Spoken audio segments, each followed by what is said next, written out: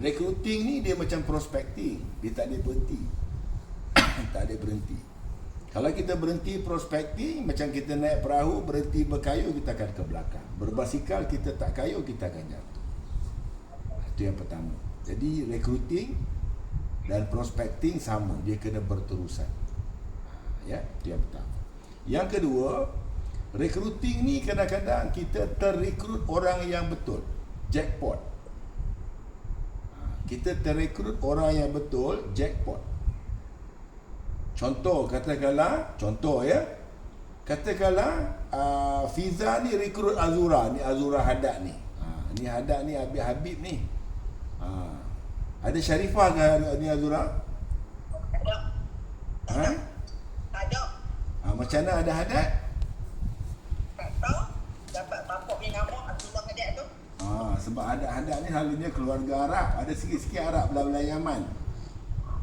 Dah lah, buah saya pun tak tahu. Kalau tengok pada hidung ada. Ya, ada Arab-Arab sikit tu. Saya patut hari ni saya pergi Yaman. Saya kena naik kapal terbang pergi Qatar pergi ke Yaman. Daripada Yaman saya naik ke kenderaan pacuan 4 roda 16 jam sepatutnya. Tapi dia tak izinkan jumpa dengan Habib Umar.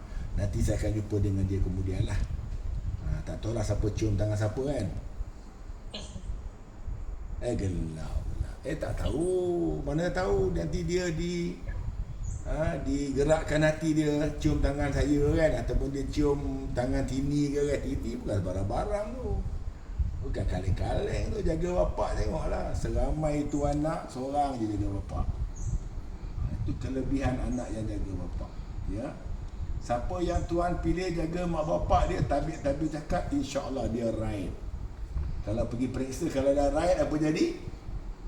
Lulus. Tapi jaga hati. Takut masa jaga tu, aku je jaga. Kalau boleh, ASB dia aku punya. Tanah emas tu aku punya. Tanah sana semua aku nak punya. Itu tak boleh. Jadi kalau buat kerana ada sebab-sebab tertentu, tak boleh. Jadi balik pada rekrut, kenapa kita rekrut? Pertama, recruiting dan prospecting adalah lifeblood of the business. Dia adalah darah yang memberikan kehidupan kepada this business. Itu yang pertama.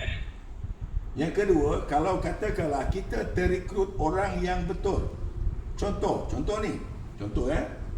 Balik pada tadi Fiza yang tak keluar gambar lagi ni. Katakanlah Fiza ni dia rekrut Azura ni. Kita fikir sekarang, kita fikir 10 tahun akan datang. Ya, kita fikir 10 tahun akan datang.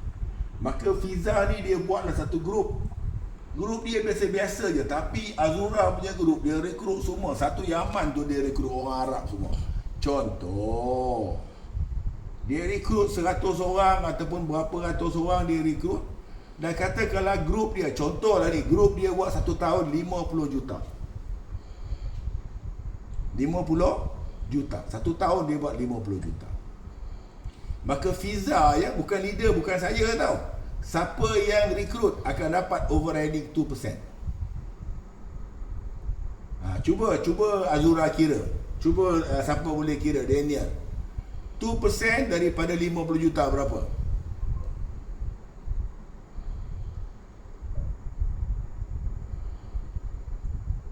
Padahal Fiza dah duduk rumah dah, jaga cucu lah.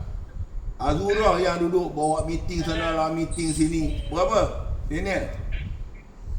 1 million. Azura buat niaga 50 juta, commission dia 10%, dapat 5 juta. Azura tu dia lah punya seronok, 5 juta gaji, 1 tahun. Hebat Azura. Hebat ya. Hafiza yang tahu keluar gambar lagi ni, tiba-tiba dia terkejut. Apa pula ni goyang-goyang ni, ketak-ketak ni, rupanya dalam akaun ni masuk 1 juta. Ya, saya bagi tahu ini yang berlaku kepada ramai senior leaders dekat AIA. Kadang-kadang dia datang office saja-saja mai, kita pun tengok datang office buat apa. Rupanya dia ada satu top agent dia yang sekarang jadi leader yang buat 50 juta. Dan dia dapat 1 million every year. Dan dia tak buat apa pun. Tak buat apa pun. Sale kosong lah. Tak ada buat apa. My office tengok kita bagi perangan office lah. Tak buat apa pun. Kita tengok pengali tua-tua my office dia buat apa, jalan ketak-ketak lah. Rupanya dia ada overheading yang berterusan. Ya, jadi sebab tu saya kata bawa rekrut, kita tak tahu siapa yang bakal jadi jackpot kepada kita pada masa akan datang. Kita tak tahu. You will never know. Ya. Okey. Okey, Nat.